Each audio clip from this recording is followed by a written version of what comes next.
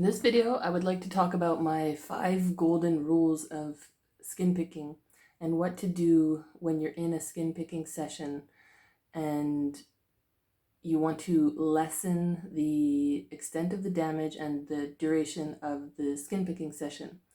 Now, the point of this is for those that are not yet ready to stop but want to reduce damage so that when you re-emerge from the session, you do not have scars and sores that's going to last for days, but damage that will go away overnight.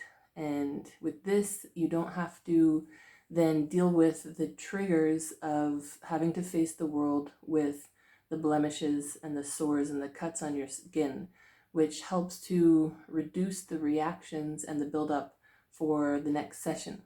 So this is a lessening of damage and a lessening of the time invested into the sessions.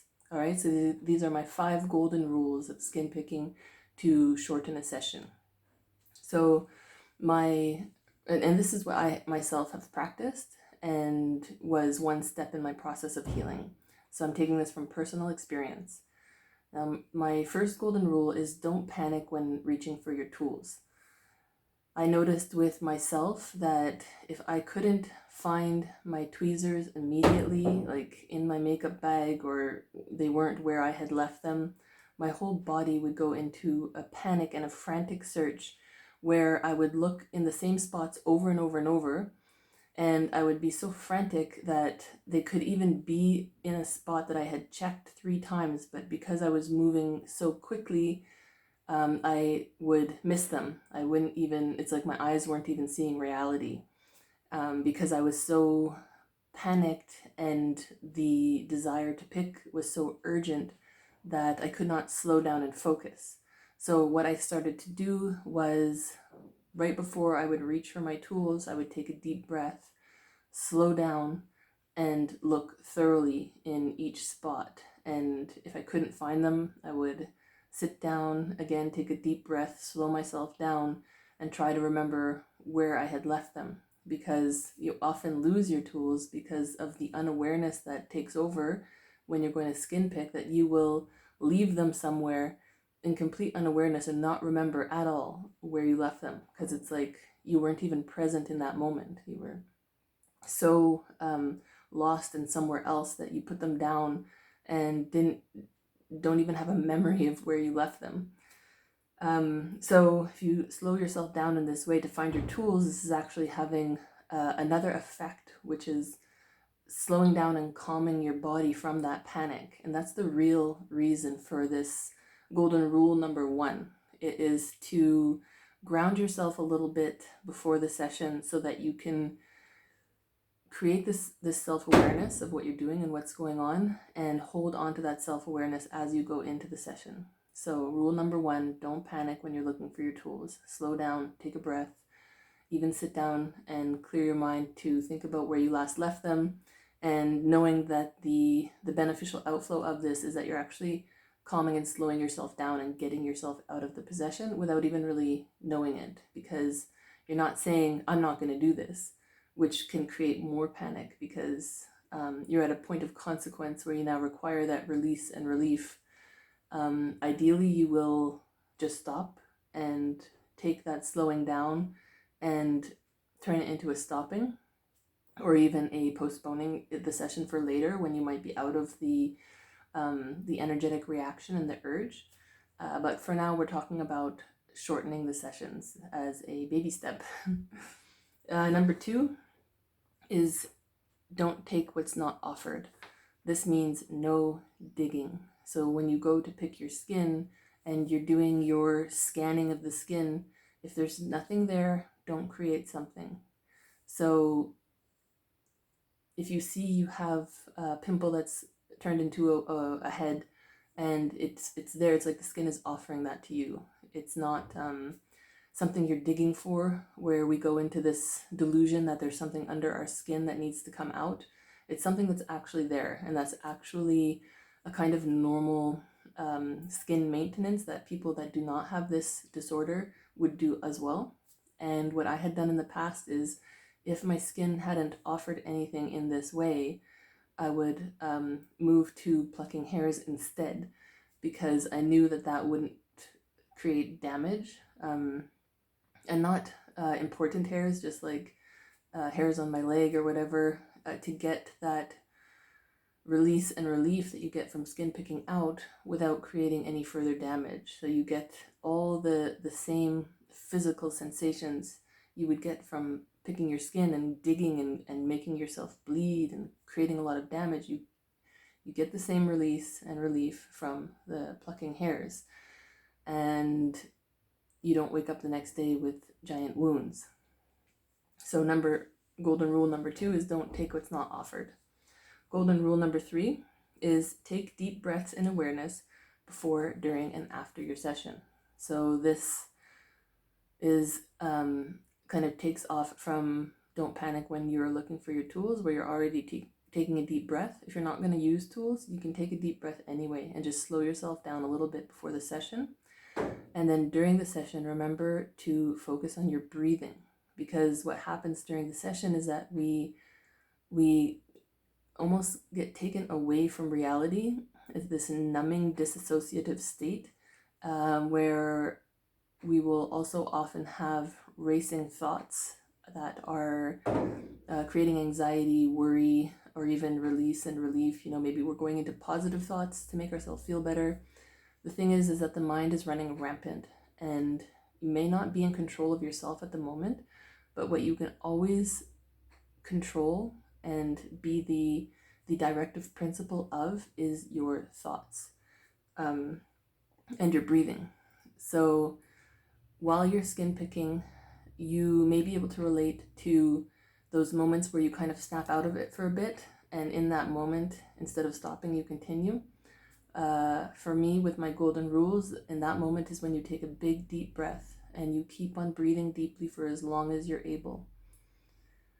And this also has the bringing your awareness back to your body, back to your reality, back to the physical, instead of being lost in the mind and numbing and disassociating. It's also very good for the body to take deep breaths. It helps in the healing process because you're oxygenating the blood. So it's like nurturing your body at the same time as you're doing the damage and being very destructive. It's taking into consideration the physical body. So deep, slow breaths, almost like waves on a beach by the ocean. You want to bring yourself to that pace, really slow yourself down and take those breaths. All right, number 4, golden rule number 4 is remember the world outside your closed door.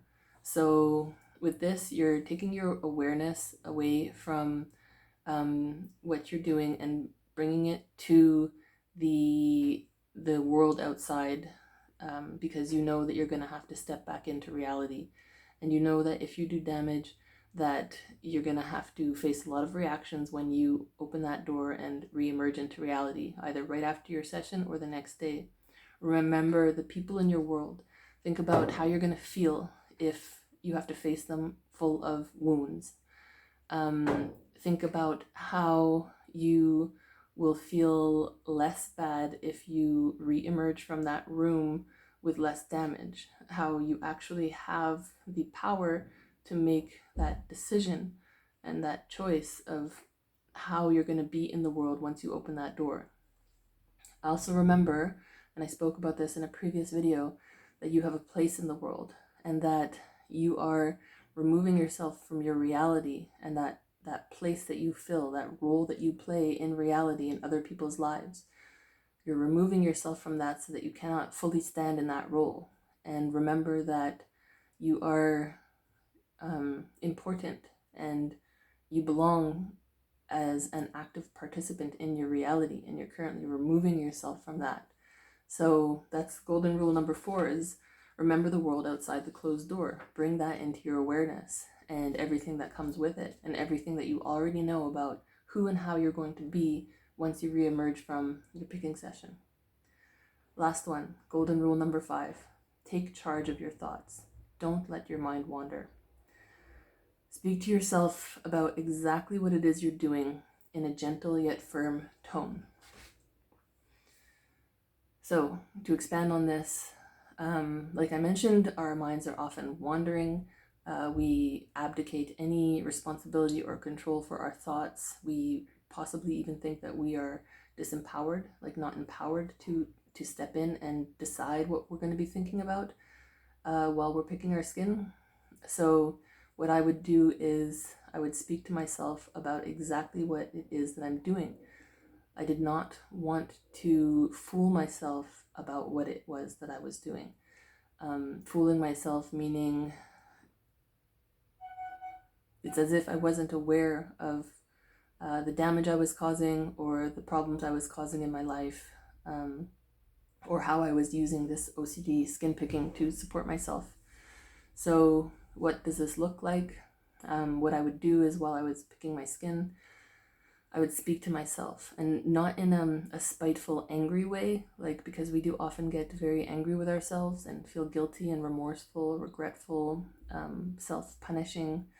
And so I would speak to myself gently yet firm, saying things like, okay, right now I am aware that I am in the bathroom picking my skin because I am escaping from an internal or external reality that I'm very uncomfortable with. I'm giving myself relief and release through skin picking. I am creating damage on my skin. I am right now hurting myself, harming myself. I know I should not be doing this. I would like to stop. I care about myself. This is not what I want to be doing right now. And so on, like this. So talking to yourself about exactly what it is you are doing so that you have really no excuse. And what happens when you combine all of these rules together is that it brings you back to the present moment, and it discharges a lot of the urge and the sensation to keep going. And in bringing yourself back into awareness, you don't get lost and all of a sudden lose 3 or 4 hours, because you know exactly where you are and what you're doing. And it's almost like standing up and taking responsibility for yourself in the moment, rather than just kind of letting yourself get completely lost and taken away from reality of space and time, really. So with all of this, I have found it quite a natural and easy flow to not do as much damage and to stop my skin picking sessions earlier than I would normally have done. And I did this for a long time. It was a practice, but what happens is that when you re-emerge from that closed room with less damage and you heal more quickly, and you have less reactions, then it creates like a longer time between sessions because you're dealing with less emotional baggage. And not only that, but it builds confidence and it builds self-worth and like an integrity. Like, I am the boss here, not skin picking. Yes, I do not have complete control over it now, but I am stepping up where I can and how I can to be the master of me. It reminds me of the quote, the mind makes an excellent servant but a horrible master.